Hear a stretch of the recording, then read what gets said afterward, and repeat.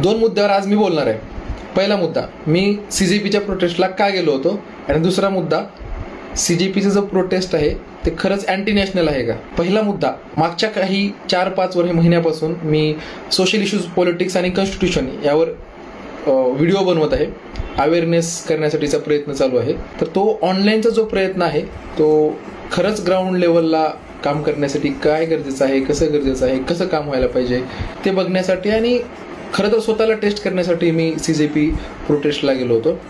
दुसरा मुद्दा की CJP पार्टी ही अँटी नॅशनल आहे, त्यांना आपची फंडिंग आहे, फॉरेनची फंडिंग आहे आणि त्याच्यामध्ये देशद्रोही आणि आपल्या देवेंद्र फडणवीसांनी म्हणल्याप्रमाणे अराजक तत्व आहेत. तर ते खरंच तसं आहे का. साधारणतः 3:30 पासून प्रोटेस्टला विद्यार्थी आणि आंदोलक यायला सुरुवात झाली. 6:30 पर्यंत प्रोटेस्ट चालला. 3 ते 4 तासाचा पूर्ण प्रोटेस्ट होता. त्याच्यामध्ये पूर्ण वेळ कसलाही गोंधळ झालेला नाही. प्रोटेस्टची जी साईट होती 3:30च्या अगोदर जशी होती तशीच 6:30 नंतर होती. म्हणजे तिथं कचरा जो पण झाला तो प्रत्येक आंदोलकांनी आपल्या आपल्या बॅगामध्ये भरून घेऊन गेला. तिसरी गोष्ट म्हणजे पोलिसांना प्रत्येक आंदोलकांनी त्यांच्या इन्स्ट्रक्शनला फॉलो केलं आणि पोलिसांनी पण तेवढं सहकार्य केलं. तिथं कसल्याच प्रकारचे देशविरोधी नारे देण्यात आलेले नाहीत.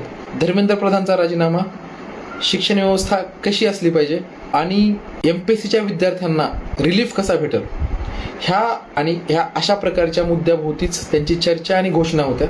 साधारणतः जेव्हा प्रोटेस्ट होतात तेव्हा एखाद्या व्यक्तीविरुद्ध जेव्हा प्रोटेस्ट होतो तेव्हा त्या व्यक्तीला मुर्दाबाद वगैरे असे नारे दिले जातात.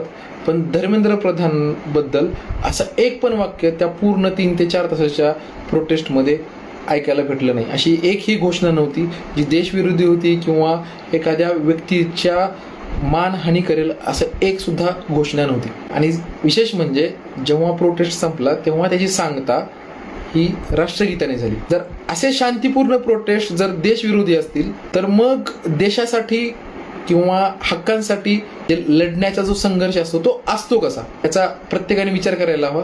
जय हिंद, जय भारत.